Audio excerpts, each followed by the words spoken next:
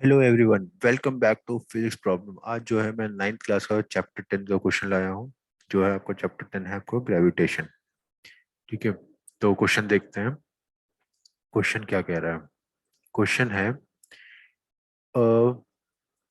What happen to force. Question number 6 है। ठीक है, what happen to the force between two object.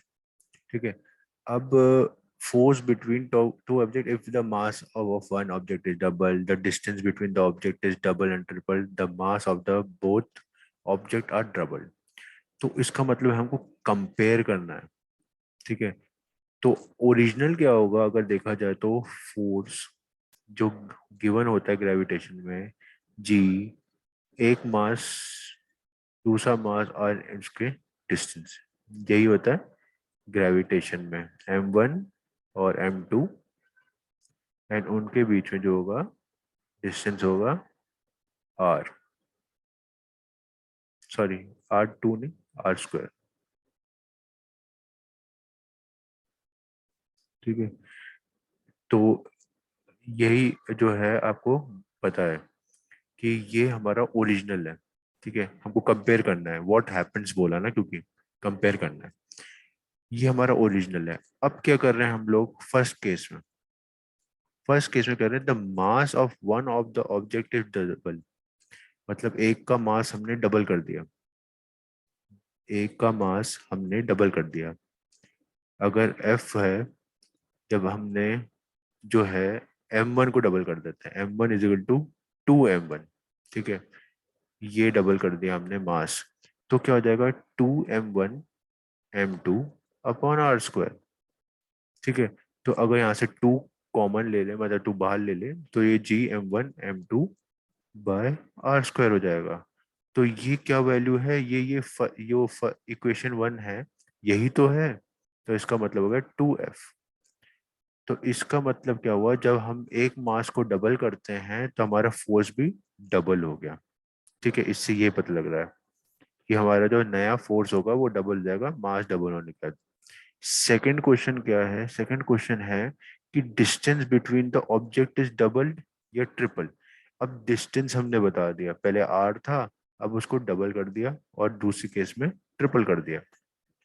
ठीक है, तो अगर देखा जाए इसको मैं F2 ले लेता हूँ। ठीक है, ताकि थोड़ा डिफरेंशिएट हो जाए। तो अब क्या है, मास सेम है हमारे, डिस्टेंस को हमने डबल कर दिया है, ये 2r हो गया है। ठीक है, डिस्टेंस जो है वो 2r हो गया है, क्योंकि डबल्ड बोल दिया ना, मतलब हमारा r जो है वो अब 2r हो गया है। ठीक है, डिस्टेंस डबल। तो यहाँ क्या हो जाएगा? g m1 by m2 by 4r²। अब यहाँ फिर देखेंगे g m1 m2 by r² क्या है? फोर्स है। तो ये हो जाएगा आपका फोर्स बाय 4। तो इसका मतलब क्या हुआ? हमारा जो नया जो आया है वो जो ओरिजिनल था उसका 1/4 हो गया है, मतलब कम हो गया है, मतलब डिस्टेंस बढ़ाने में जो है हमारा फोर्स कम हो गया है।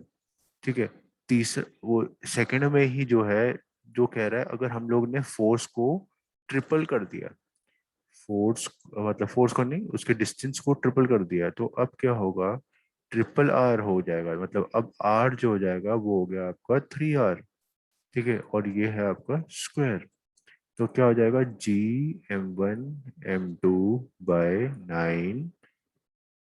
9r²। अब ये gm/m1 m2 by r² क्या है? फोर्स है, फिर फोर्स अपॉन 9 हो गया। अब जो हमारी और भी जो है नया जो फोर्स है वो और भी गिर गया है, 1/9। 1/9 बहुत कम हो जाएगा 1/4 से।